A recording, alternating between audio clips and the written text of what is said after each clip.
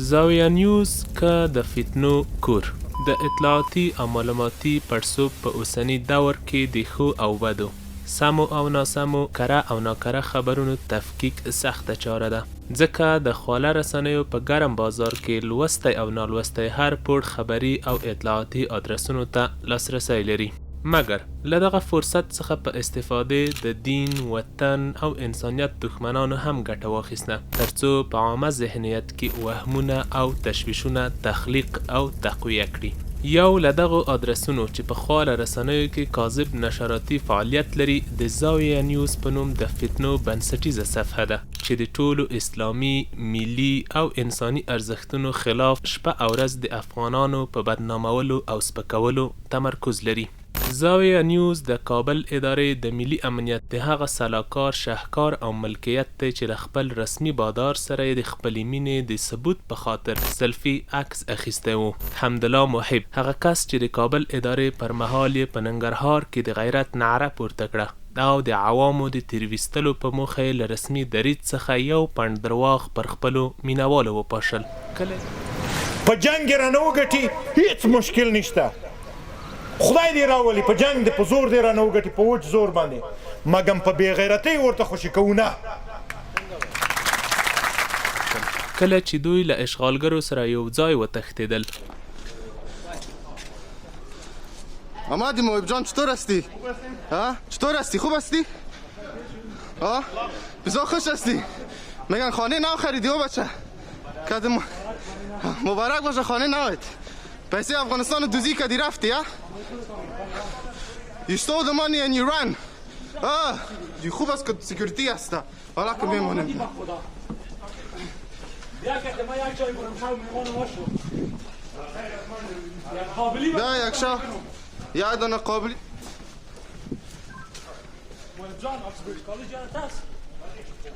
چطور به درسا؟ Third class degree چطور است؟ Third class degree Brunel University Computer Science. نام خدا محتر سیکو د خپل اصلیت او شخصیت د ثبوت لپاره یې غوټه کړي درواغ د زاویه نیوز په نوم ادرس ته ورکړل، چې په رأس کې حمدالله محب دی. له هماغه وخته دوی تبلیغات، افواهات او ناوړه نشرات کوي. له ټول درواغجن نشراتي فعالیت یې یو څو د نمونې په ډول را اخلو. په ختیځ کې د شمشاد ټلویزیون د خبریال شکیل احمد د نیونې په اړه د زاویه نیوز درواغجن خبر. سلام دوستانو، تقریبا داسې یو څو دقیقې وړاندې زما په تړاو باندې خبر خپور شو په بېلابېلو رسنیو کې چې دا ګواکې په کابل کې نیول شوی دی. زه نه یم نیول شوی، دا مهال زه په کابل کې یم، په آزاده فضا کې یم، په ښارمنځ کې یم او خپل کابل په دفتري کارونو کې سره راغلی یم. نو دا څو ورځې په رسنیو کې په میډیا کې نه ومنو، خلکو فکر کړی دی چې دا نیول شوی دی. نو زه نه یم نیول شوی. ټولو ملګرو، دوستانو، خپلوانو ته ټولو ته زما اطمینان دی چې زه په خپله وظیفه کې یم، په خپل ځای کې یم. په پکتیا ولایت کې د ښوونکو د ازموینې د پوښتنو په اړه غلط خبر. د ننګرهار ولایت په خوږیاڼو ولسوالۍ کې د یو ځوان د قتل درواغجن خبر چې پلار او ورور یې رد کړ او هغه ځوان د ناروغۍ له امله وفات شوی و. بسم الله الرحمن الرحیم. زما نوم حاجي خیرالله دی، د ننګرهار ولایت اوسېدونکی یم. ولسوالي مې خوږیاڼی دی، په قوم وزیر یم، د کرایه مې پراخیل ده. صفت الله زما په بچیو کې مشرنی لسم زوی یم. هیڅ قسم مشکل موږ د هیڅ چا سره په افغانستان کې نه لرو. دا د هیڅ چا د خاننده وجل شوی د هرې نګاه نه د منې تقریبا د 8 کاله مخکې دا یو درد راغلی و. د زړه تکلیف و، څوک اټیک ورته وایي، څوک د زړه تکلیف ورته. یو وارې مخکې دوره پر راغلې وه، خو دا دویمه دوره وه. ثانیه داسې دی، دا کم چې کېږي دا زمونږ د ټولنې، زمونږ د ولسونو، زمونږ د نظام، دا د دې کې یو شر اچوونکی و، یو بدنامۍ سبب دی. نوم مې ذبیح الله دی، د حاجي خیرالله زوی یم، د صفت الله ورور یم. صفت الله بله ورځ موږ سره راغی له ګردیز نه، ماخوستن ناوخته راورسېده، موږ سره کېناسته، ډوډۍ موډۍ هر شی موږ سره یو ځای وکړل. بس په لاړه خپل ځای ته لاړو. نو سهار داسې 5:30 بجې 6 بجې وې چې پې خبر شو چې سړی مریض دی. چې راغلو ورته سړي باندې د زړه حمله وه او راجګ مو کړ په خپل لاس باندې. اول دا نږدې ډاکټر ته مو یوړو، دلته دوی چې فشار وکړه راته امر وکړ چې سیتامې ته یوسئ.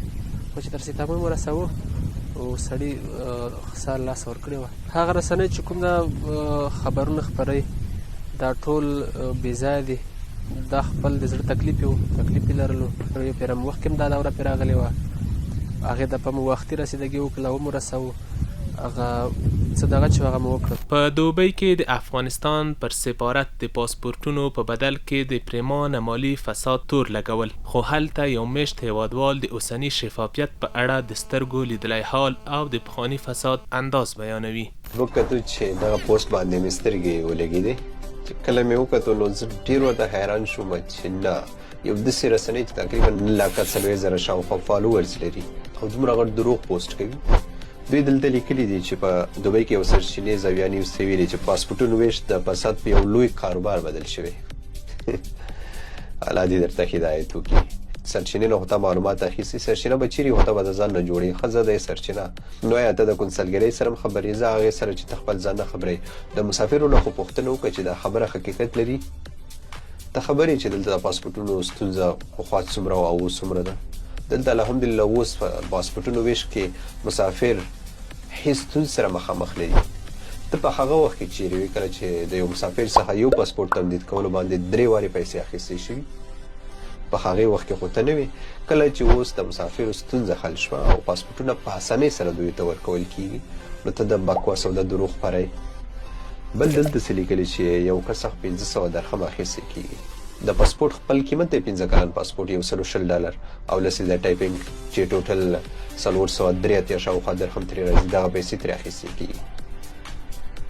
بیا دوی دلته لیکلي دي چې یو کس یې نغدې ترې اخلي او کم کس دی هغه هم پاکستانی وګړی دی.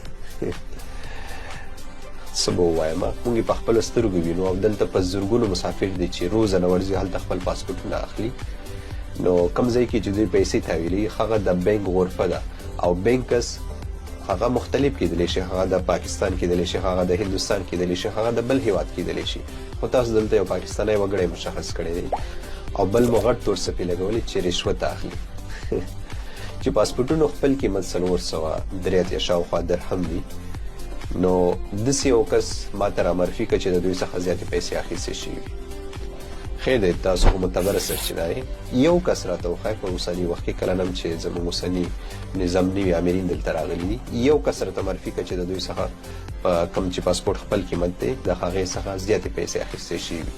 پخوا یو وخت کې قیمتونه ګران وو، کوم چې څو میاشتې مخکې خبره ده، خو اوس الحمدلله هر څه نرمل شوي. د کاپیسا ولایت په تګاب ولسوالۍ کې په جوماتونو کې له مطالعې د منع په اړه د سیمې اوسیدونکي معلومات ورکوي او د زاویه نیوز خبر ردوي. هیوادوالو لکه څرنګه چې تاسو ته معلومه ده چې د زاویه نیوز په نامه یوې ټولنیزې رسنۍ خبر خپور کړی چې د کاپیسا ولایت په تګاب ولسوالۍ کې د کانکور امدګي لوستونکي ځوانان نشي کولی چې په جامع جوماتونو کې مطالعه وکړي. نو دغه خبر بالکل دروغ دی او هیڅ حقیقي بڼه نه لري.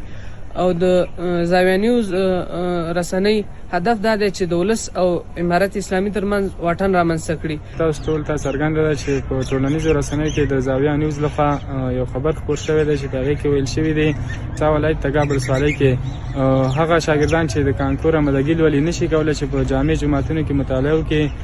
نو زه دا خبر ردوم او وایم چې دا هیڅ حقیقت نه لري. زه خپله د کانکور امدګي او زده کوونکی یم او موږ هر وخت کولی شو چې په جامع جومات کې مطالعه وکړو. د دې ټول عموما د جامع جومات او یا د دې مدرسې عموما مسؤل یم. زما نوم حبیب الرحمن صدیقي دی او ورسره کومه نوې خبره موږ نه ده اورېدلې، داسې خبره هم نه ده اورېدلې چې په دې ځای کې یا د کوم خوا نه کوم خبره شوي. هسې د دښمن تبلیغات دي، بله لاره یې نشته ده. دلته د ورورۍ په فضا کې درسونه ویل کېږي، که د عصري علومو دي او که د دیني علومو دي، که د جرګې مسؤلین دي، هېڅ خبره په دې ځای کې نشته ده. د میدان وردګو ولایت سید آباد ولسوالۍ کې د شیخ آباد د حوزې نماینده وایي د ولسوال عکس یې زما په غږ لګولی و. زه حاجي عبدالقدوس د میدان وردګ ولایت سید آباد ولسوالۍ د شیخ آباد حوزې عمومي نماینده یو صوتي پیغام درلودلی دی د انتخابات حوزې مربوطه ټولو نمایندګانو ته چې ما توصیه او لارښوونه مې نمایندګانو ته دا وه چې تاسو کوشش کړئ په خپلو کلیو کې تنظیم و ترتیب د دغه مرستو په شفاف ډول باندې باید ترسره شي. د درواغو نشرات چې کېږي په فیسبوک یا په بعضو نورو برخو کې دغه د ما غږ د ولسوال صاحب د عکس ضمیمه کړی دی، غوښتنه او خبرې د ما دي او عکس د ولسوال صاحب ورسره یې کړی دی چې دا غوښتنه البته د ولسوال صاحب ده، دا حقیقت نه لري. خبره د ما په دې عنوان باندې وه خپلو نمایندګانو ته چې تاسو کوشش وکړئ په خپلو کلیو ولسونو کې د ښه شفافیت او د ښه تنظیم ترتیب د مرستو باید وشي، د چا حق ضایع نشي. د بی بی سی د خبریال حفیظ الله معروف لخوا نشر کړی خبر زاویه نیوز په بله عقده‌ای بڼه را اخیستی و، خو معروف بیرته پسې رد کړی. په سعودي عربستان کې د میشت هیوادوال د نیول کېدو په اړه د زاویه نیوز هغه خبر چې هغه کس اصلا افغانستان ته نه و راغلی. یو بل کس د نیول کېدو په اړه د زاویه نیوز خبر، خو نوموړی کس د زاویه نیوز خبر په ویډیویي کلیپ کې خپله غلط ثابتوي. کس چې دلته انځور لګېدلی ده افغان حکومت د اوسني حکومت په دې اساس نیولی ده چې باقي د افغانستان بیرغ په سعودي کې ګرځاوه، دی چې وایي کله له سعودي نه ولاړو دی په پکتیکا ولایت کې نیول شوی ده، اوس هم په زندان کې ده. پرون د همدې عصمت ویډیو خپره کړه، همدې کس چې په هغه باندې راپور خپور شوی ده ویډیو خپره شوه چې ګواکې زاویه نیوز درواغ وایي، زه اصلا افغانستان ته تللی نه یم، زه وایي دا اوس هم په سعودي کې یم. نو په کوم اساس باندې په ما پسې دغه دروغ تړلي دي؟ دا د دوی د خبرونو بنسټ ده، دا د دوی د خبرونو هغه سرچینه ده چې دوی خبرونه رااخلي او خپروي. څه باور سړی پرې وکړي او دومره افواهات خپروي تر ډېره حده پورې سړی ورته حیران سي. یو کس په سعودي کې ده، دوی په افغانستان کې نیولی هم ده، دوی په افغانستان کې بندي کړی هم ده. حالان کې دا خو ښه دا وسو چې د دې کس خبره یا دا ویډیو وایرل سوه تر خلکو ورسېده، خلک خبر شول چې دا خو درواغو راپور خپور کړی. په دې هیڅ هم دوی نه دي بند، دوی د ژورنالیزم اصول اصلا نه سره پیژني، نه د ژورنالیزم هغه کوم اصول یا قوانین چې دي هغو ته دوی هیڅ ژمن هم نه دي. که ژمن وایي د ژورنالیزم په اصولو کې دا ده چې باید خبره یو وارې دقیقه کړي، باید خپره کړي، سرعت نه بلکې دقت مهم ده. دوی په دې کیسه کې نه دي، دوی ته یو خبر ورسي سرچینه نه ګوري دا چا ده، دا سرچینه څنګه ده، خو بس خبره خپروي د دې لپاره د خلکو اذهان ګډوډ کړي. یو سړی په سعودي کې ده، دوی په طالبانو نیولی ده او په زندان کې پروت. په خوست ولایت کې د شهید حقانی تقبله الله د جنازې په ورځ د دوکانونو اتحادیې په تصمیم دوکانونه بند شوي وو، خو هغه کس چې ویډیو یې زاویه نیوز ته لیږلې وه نور وضاحت په ویډیو کې ورکوي. زه صدام ولایت شاپور د خوست ولایت اوسېدونکی یم. د خوست د دوکانونو اتحادیې اتحاد کړی چې دوکانونه بند کړي. د حقاني صاحب ورور د شهادت په پار نو ما ویډیو کړې وله، ویډیو مې بیا د دې خاطر نه کړې وله چې دوکانونه ولې بند، بیا مې زاویه نیوز ته لګلې وله، هغو بیا نور څه لیکنه پسې زیاته کړې وله. Son of Shafur, I recorded a video a few days ago that was the person who Shahid Haqqani brother. So I sent this video to ZAWIA News, which is posting nonsense thing to social media, and it's not trustable media here. So I send the video just for that. Why the shop are closed, but they increase something writing wrong. حقانی صاحب په مرګ په خوست کې لکه څرنګه چې تاسو وینئ دوکانونه ټول تړل شوي دي، او دا د خوست اتفاق یا چې شخصا حقانی صاحب د خوست غړی و، په دې باندې خوست ډېر غمجن دی. سپین ږیری و، مشر و، د قام مشر و، موږ ډېر پرې خفه یو. دا دوکانونه بازار هم بند کړو، نن موږ په خپله بند کړو د خپل دوکاندارانو. د زابل ولایت یو اوسیدونکی د زاویه نیوز د هغه خبر په اړه چې د نوموړي د کور په اړه نشر کړی و وضاحت ورکوي. بسم الله الرحمن الرحیم. زما نوم عبدالنصیر د عبدالمجید زوی د زابل ولایت اوسیدونکی. دغه زاویه نیوز کومې ویډیوګانې پورته کوي د 2 کلو له مخه چې زما سره دا موضوع پیښه شوې یا زما سره دا جنجال شوی، دا جنجال خو حل شوی دی. دا زاویه نیوز اوس څه کوي چې دا ویډیوګانې پورته کوي او ماته مشکلاتونه جوړوي؟ زما نه دا ویډیو د اوس ته او نه زما سره داسې کار شوی دی، او نه شکر د الحمدلله زندگی می جوړه ده، ژوند می جوړ دی الحمدلله. خپله خواري کاږم، نور زه شکر د روغ جوړ یم، زما سره هېڅ مشکل نشته چې ماته زما په مپس خلک د ویډیوګانې پورته کوي وایي دا د اوس ویډیو ده. دا نه د اوس ویډیو ده، دا د 2 کلو له مخه ویډیو ده. زه شکر د الحمدلله دا د تی ما وینئ چې یعنې روغ جوړ یم، نه که مشکل راته جوړ شوی دی نه که ما مرض ما سره اوس تر هغه ډېر ښه کوي، ډېر ښه کوي چې د چا سره نه دي کړي زما سره ښه کوي. شکر د په امن کې اوسېږو، شکر د کم داسې هېڅ خبره نشته. په التقوا د لوړو زده کړو مؤسسه کې د مالی او اخلاقي فساد په اړه د زاویه نیوز خبر د مسؤلینو او زده کړیالانو لخوا رد کیږي. او تر ټولو وروستی درواغجن خبر یې د دولتي کارکوونکو د معاشاتو د نه ورکولو په اړه ناسنجیده او درواغجن خبر و څو ورځې مخکې نشر شوی، خو غلط ثابت شو بلکې ټولو دولتي کارکوونکو خپل معاشات واخیستل. دا یو څو مثالونه دي چې د خواله رسنیو کارنوال باید ورته متوجه واوسي. د زاویه نیوز ټول نشراتي فعالیتونه د اسلامیت او افغانیت ضد دي چې هیڅ یو یې په دینی، ملي، مسلکي او ان نړیوالو اصولو برابر نه دی. د خواله رسنیو هر کارنوال باید د کره او ناکره تفکیک وکړي او هغه ادرسونه انتخاب کړي چې بیکګراوند یې سم وي. دا مهال په سوشل میډیا کې هر ادرس ځان ته د رسنۍ خطاب کوي، خو د رسنیو اصلیت او ماهیت باید وپیژندل شي، نه دا چې حساسیت پارونکو درواغجنو او پردیو استخباراتي نوکرانو ته د رسنیو نوم ورکړل شي. زاویه نیوز یعنی د فتنو کور، هلته چې شړل شوي فتنګر راټول شوي، د سترګو دید یې د افغانستان اوسنی وحدت، پرمختګ او روڼ تصویر نشي لیدلی، ځکه خو خپل عقده‌یي بړاس په تبلیغاتي او درواغجنو نشراتو کې باسي ترڅو حاکم سپېڅلی ذهنیت داغمن کړي، خو دوی به هیڅ کله دغې شومې موخې ته ونه رسیږي. او په وروستیو کې د زاویه نیوز یعنی د فتنو د کور په اړه د عوامو تنفر د شعر په ژبه له یو افغان څخه اورو. زاویه نیوز تل په دروغندې غږیږي، کسای دوبر چې په ونه کوي.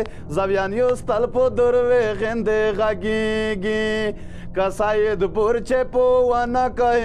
زاویه نیوز تل په دروغندې غږیږي، لکه وروسته پیزون داسبي د دی نخیږي. زاویه نیوز تل په دروغندې غږیږي، هو زاویه نیوز تل په دروغندې غږیږي، چې دا بتلای جګوي ورځ بلويږي. زاویه نیوز تل په دروغندې غږیږي، ودای په هر شیندې راپړ جوړوي. زاویه نیوز تل په دروغندې غږیږي، ودای په هر شیندې راپړ جوړوي. زاویه نیوز تل په دروغندې غږیږي، چې پکې مځکې خالي پشه ومانګیږي.